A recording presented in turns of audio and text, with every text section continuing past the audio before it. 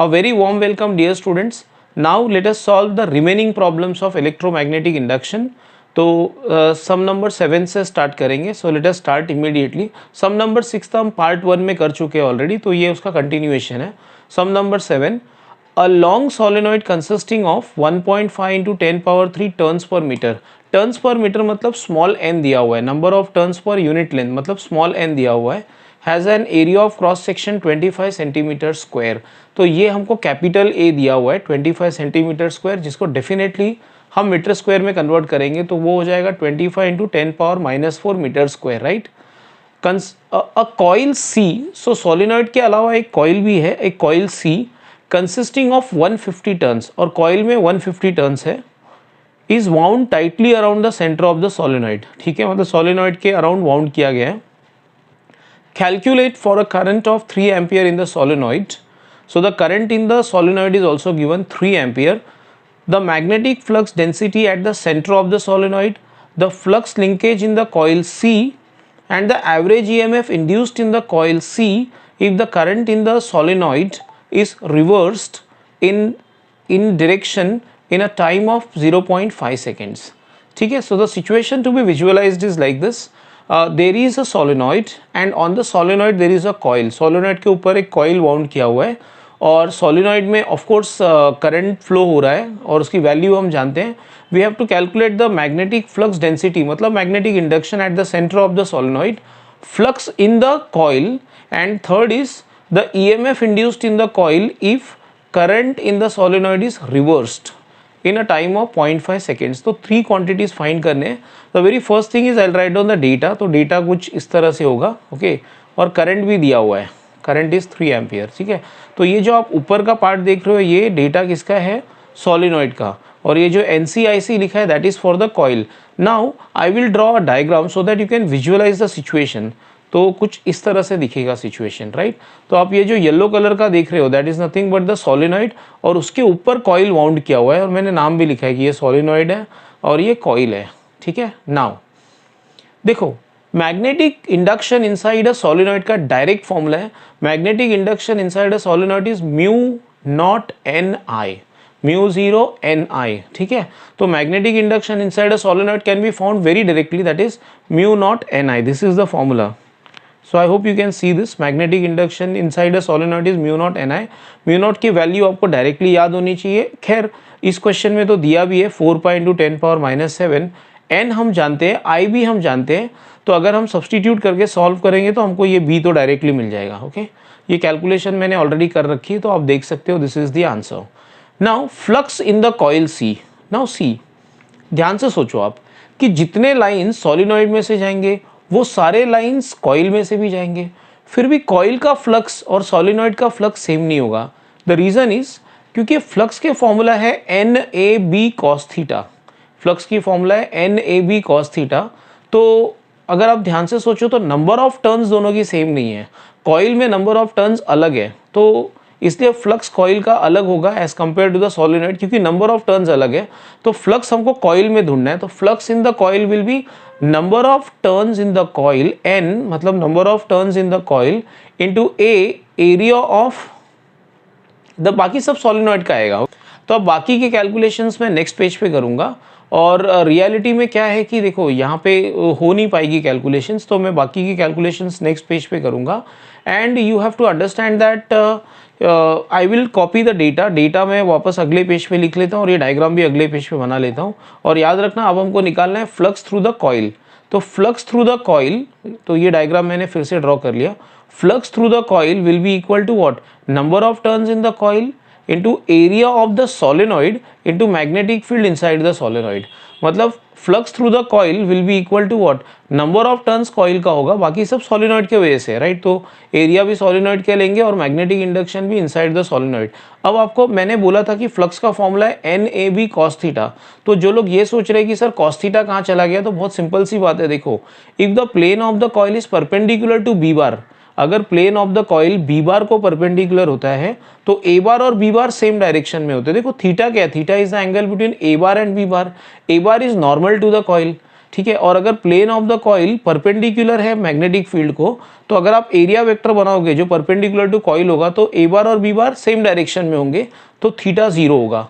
तो आप एकदम रट लेना कि if the plane of the coil is perpendicular to B bar तो थीटा 0 लेने का, ओके।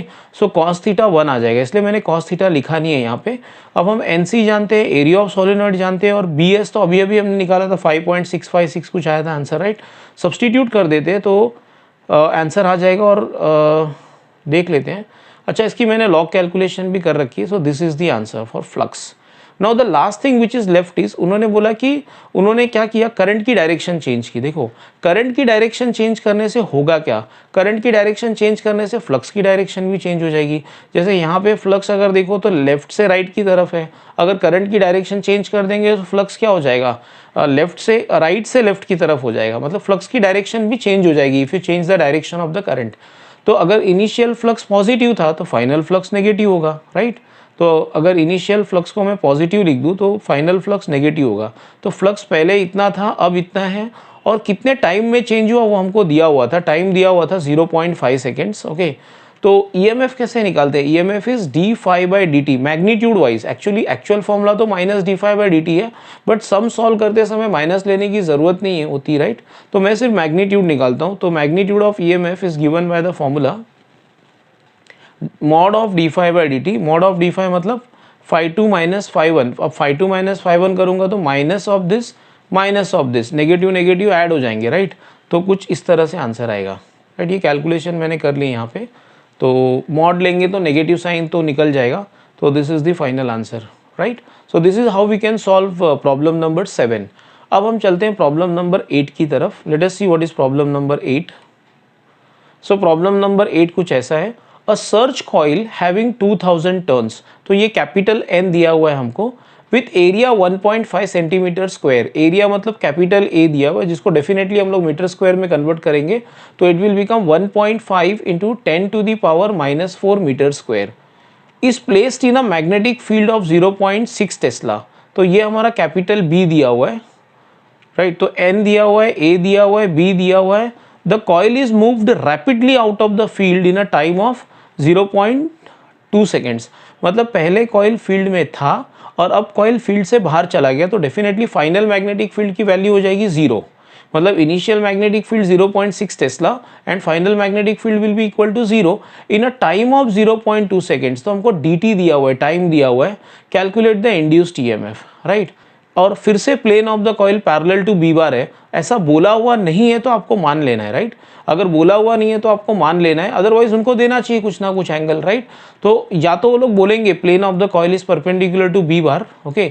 और अगर कुछ नहीं बोलेंगे तो आपको ऐसे ही मान के करना है कि plane of the coil is perpendicular to B bar, otherwise वो लोग कुछ एंगल देंगे तुमको, right.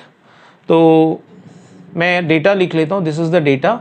Initial magnetic induction is 0.6 tesla, final magnetic induction is 0 and we have to calculate EMF. देखो तो इनिशियल फ्लक्स NaB1 होगा लेकिन फाइनल फ्लक्स 0 होगा। तो ईएमएफ निकालेंगे कैसे, देखो पहले हम लोग इनिशियल फ्लक्स लिख लेते हैं NaB1, फाइनल फ्लक्स 0, और ईएमएफ का मैग्नीट्यूड हम जानते हैं मॉड ऑफ φ1 माइनस φ2 या d phi by D t. तो डी फाई मतलब change of flux, φ2 minus φ1 upon d t. φ2 आप जानते हो 0 है, ये NaB1 है, और वो नेगेटिव साइन मॉड लेंगे तो चला जाएगा, राइट। मैग्नीट्यूड निकालना रहता है हमेशा ईएमएफ का, नहीं तो अगर आप नेगेटिव साइन लेके चलते तो आंसर आपका पॉजिटिव कैसे आता, राइट। तो मैग्नीट्यूड निकालते हैं हमेशा ईएमएफ का, अनलेस और अदरवाइज रिक्वायर्ड। अगर साइन लेना रहेगा तो आपको कुछ ना कुछ हिंट दिया होगा, आपको पता चल जाएगा कि साइन कंसिडर करना चाहिए। तो ये n जानते हैं, a जानते हैं, b1 जानते हैं, dt जानते हैं, बस सब्सटीट्यूट करो और कैलकुलेट कर लो, आ जाएगा आंसर। तो the answer is 0.9 volt. So this problem was very simple. अब हम लोग 9th प्रॉब्लम की तरफ चलते हैं।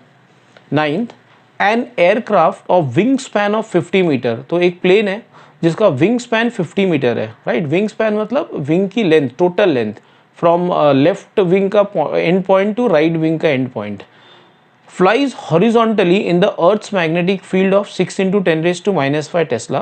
तो ये length of the wing span दिया हुआ है, और ये मैग्नेटिक फील्ड ऑफ अर्थ दी हुई है, ये स्पीड दिया हुआ है प्लेन का, और पूछा है calculate the EMF generated between the tips of the wings of the aircraft.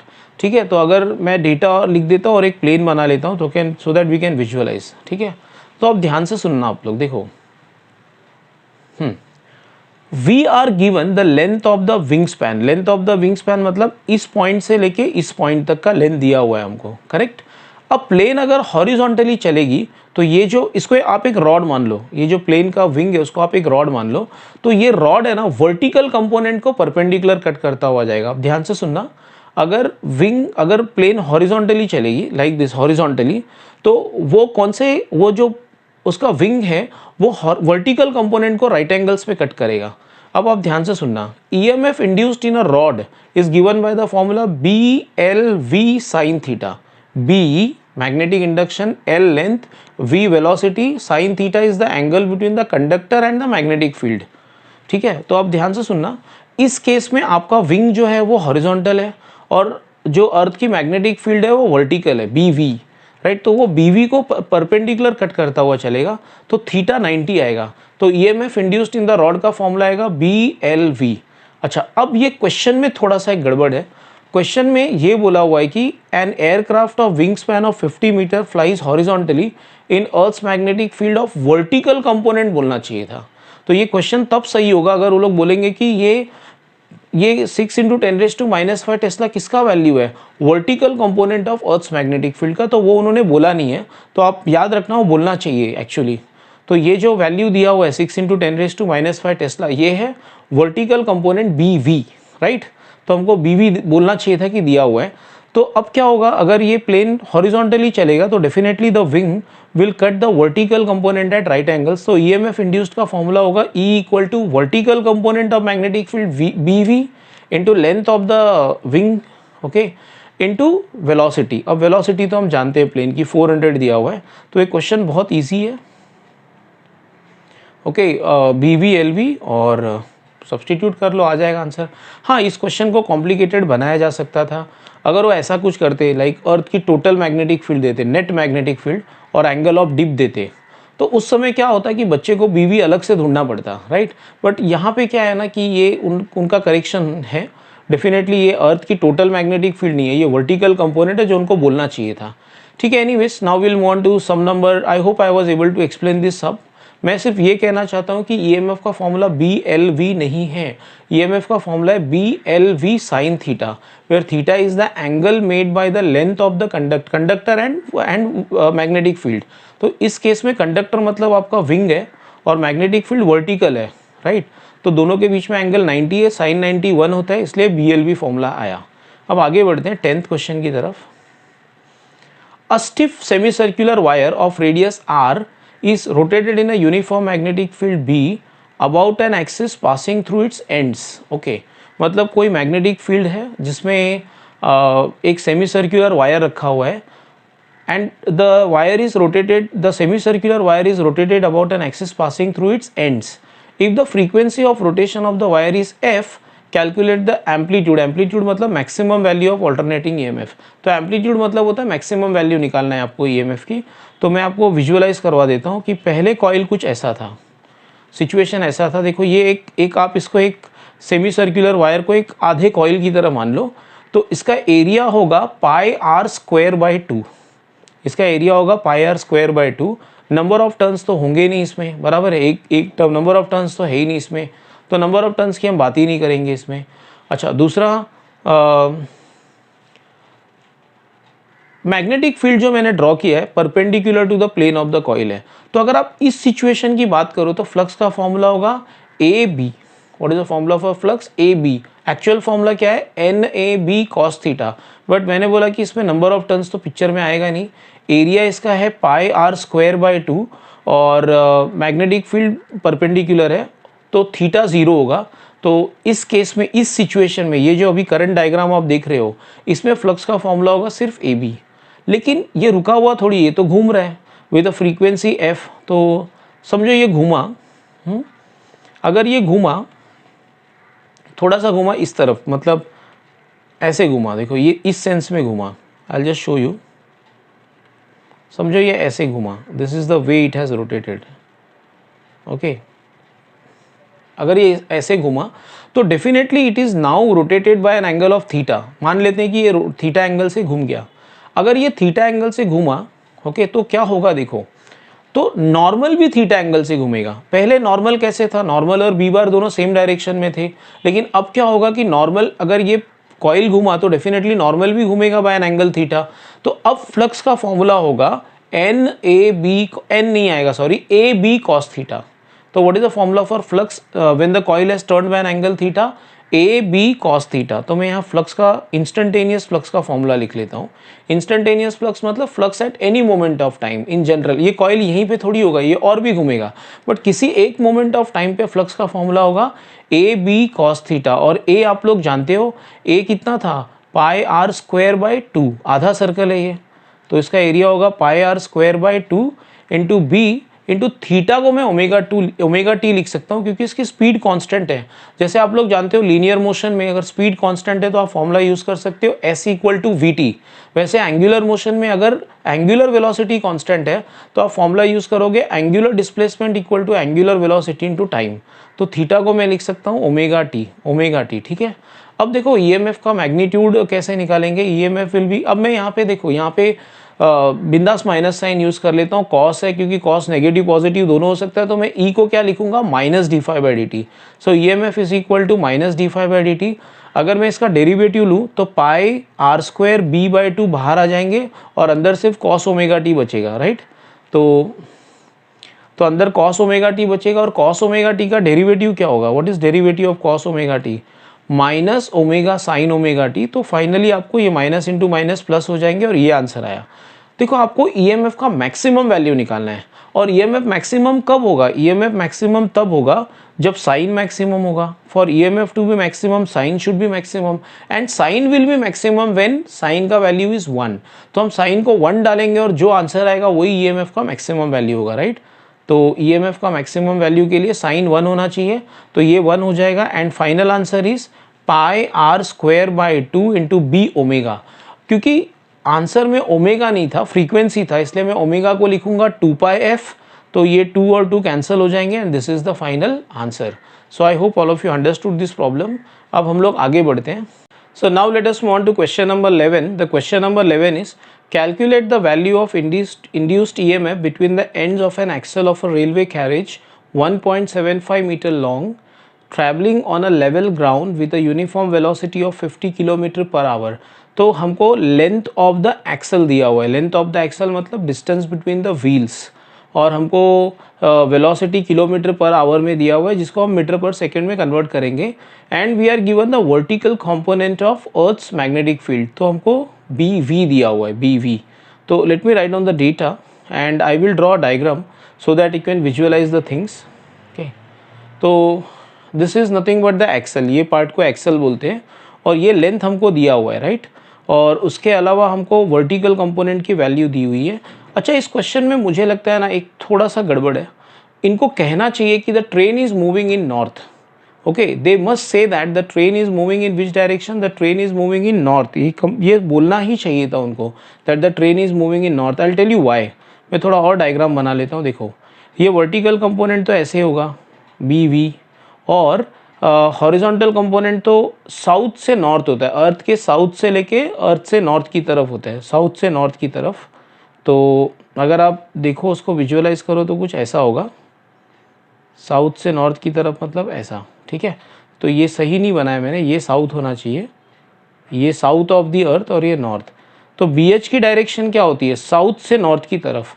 तो अगर ट्रेन साउथ नॉर्थ में चलेगी मतलब ऐसे चलेगी तो होगा क्या, ध्यान से सुनना आप। तो ये जो एक्सल है वो बी एच को तो पैरेलल है, तो बी एच के वजह से ईएमएफ इंड्यूस नहीं होगा बिकॉज ईएमएफ का फॉर्मूला क्या था, B L V sine theta.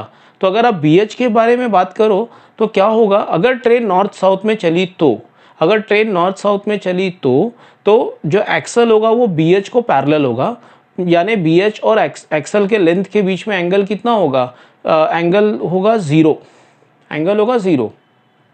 तो साइन 0 0 होगा, तो बी एच के वजह से ईएमएफ जनरेट नहीं होगा, सिर्फ बी वी के वजह से होगा, वर्टिकल कंपोनेंट के वजह से होगा। इसलिए ये ज़रूरी है बोलना कि train is moving along north, तो ही EMF will be only because of vertical component. तो हम हॉरिजॉन्टल कंपोनेंट को इग्नोर कर सकते हैं।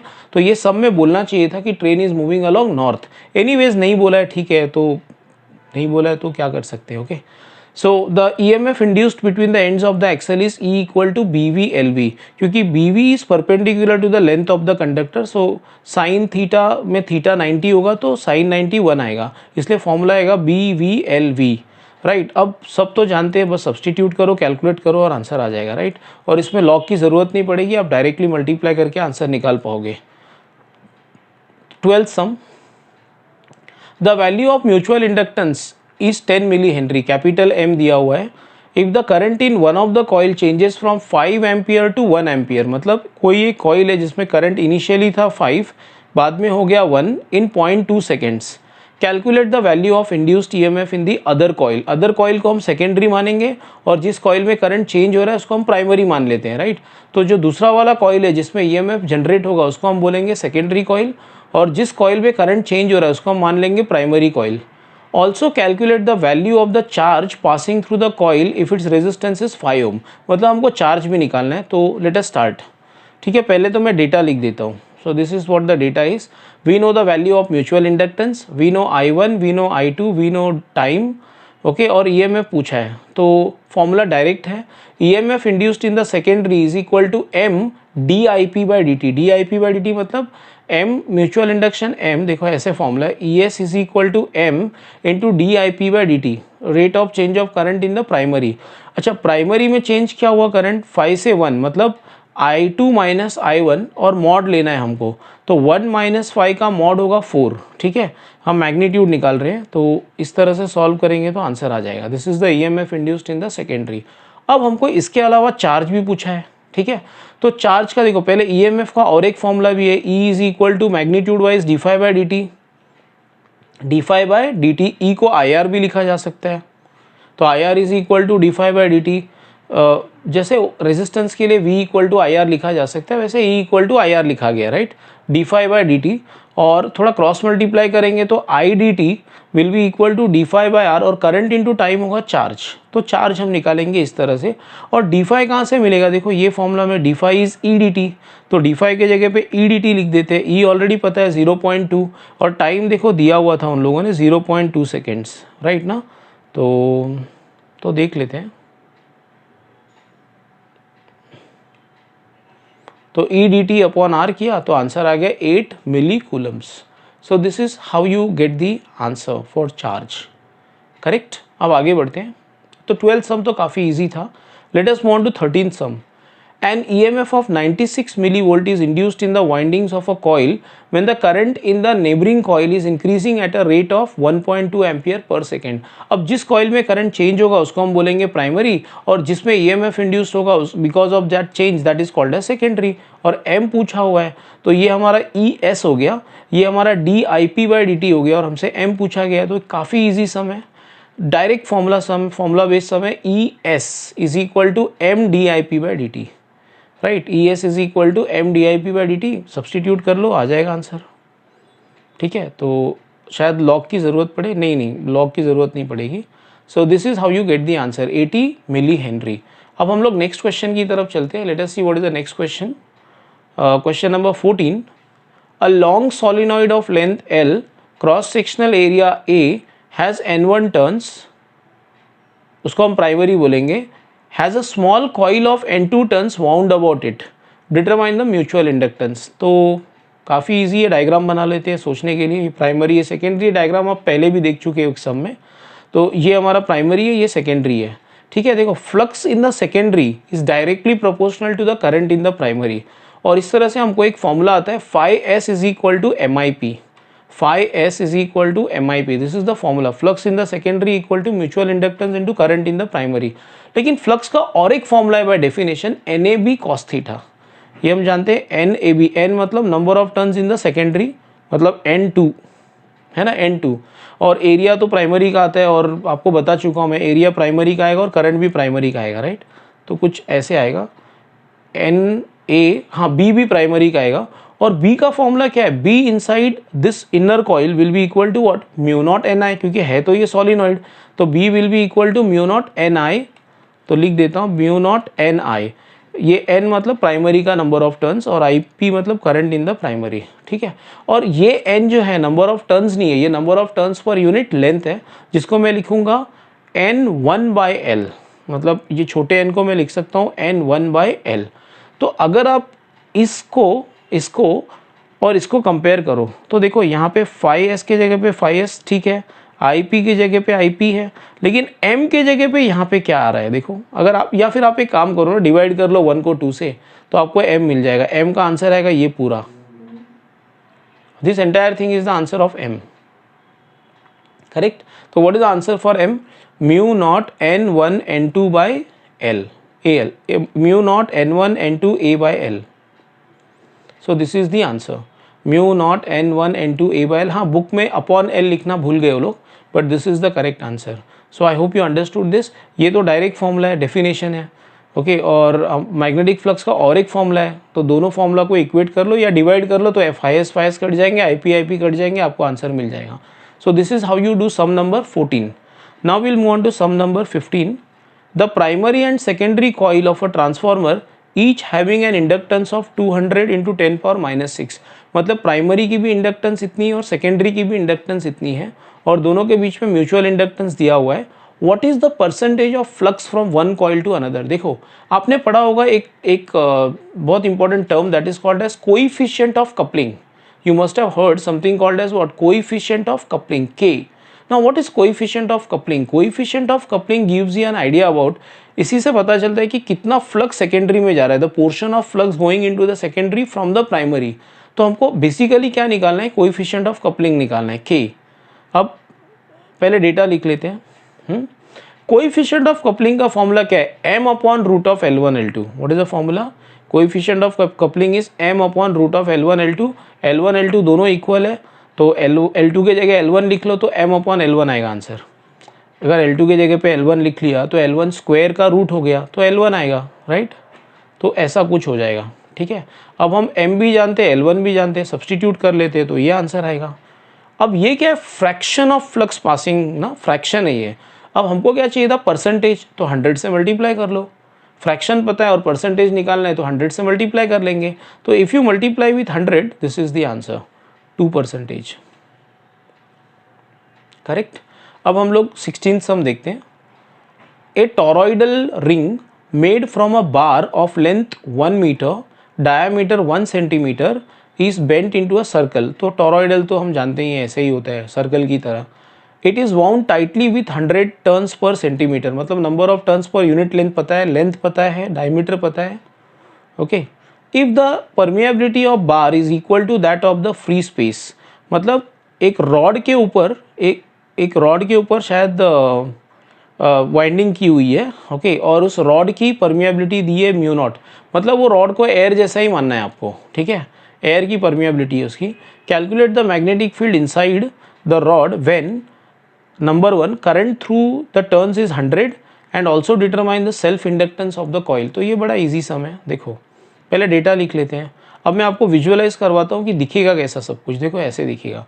तो एक्चुअली कोई रॉड है, ओके, और अंदर कोई रॉड है, उसके ऊपर वाइंडिंग्स की हुई है, इसी को तो टॉरॉइड बोलते हैं, right. This is what is a torrid. अब क्या होता है, अगर अंदर कोई मटेरियल नहीं होती, एयर होता, तो फॉर्मूला है magnetic field inside a toroid is μ0Ni। But अब रॉड रख के भी क्या कर लिया उन्होंने, उस रॉड से क्या लेना देना हमको। देखो दिया हुआ है कि if the permeability of the bar, okay, bar और the rod is equal to that of the free space. Free space मतलब ये रॉड का परमिएबिलिटी फ्री स्पेस जैसा ही है। अदरवाइज जनरल फॉर्मूला क्या आता है, देखो magnetic field inside a toroid is B is equal to mu substance into Ni। But इस सब्सटेंस का जो म्यू है वो एयर का ही म्यू है, तो म्यू सब्सटेंस के जगह पे μ0 लिखेंगे, μ0Ni। फिर μ0 तो जानते ही है हम सब, तो सब्सटीट्यूट कर लो, आगे आंसर n दिया हुआ था और करंट भी दिया हुआ है, ठीक है, तो वी गेट इट। और सेल्फ इंडक्टेंस का डायरेक्ट फॉर्मूला है, सेल्फ इंडक्टेंस का फॉर्मूला है μn² AL, mu substance into n² AL। n मतलब number of turns per unit length. तो मैं लिख देता हूँ, सेल्फ इंडक्टेंस का फॉर्मूला है म्यू सब्सटेंस n² AL। मैंने इस कैपिटल L को छोटा l कर दिया ताकि ये कन्फ्यूजन ना हो। ये L मतलब सेल्फ इंडक्टेंस और ये वाला जो L है इसका मतलब सिर्फ लेंथ होता है, तो आप कंफ्यूज मत हो जाना दोनों में, राइट। तो ये सब हम जानते हैं, म्यू सब्सटेंस तो μ0 ही है, तो सब्सटीट्यूट कर लो, आ जाएगा आंसर, राइट। अब इसमें शायद लॉग कैलकुलेशन की ज़रूरत पड़ेगी सिर्फ इसके लिए, तो 25 4 100 हो जाएगा, इसके लिए लॉग करना पड़ेगा, तो मैंने किया हुआ है ऑलरेडी कैलकुलेशन, तो आप देख लेना। This is the answer. Book में 10 मिली हेनरी दिया हुआ है आंसर, बट डेफिनेटली अगर आप अच्छे से कैलकुलेट करो तो आपको यही आंसर आएगा, right. Now we will move on to the last sum number 17।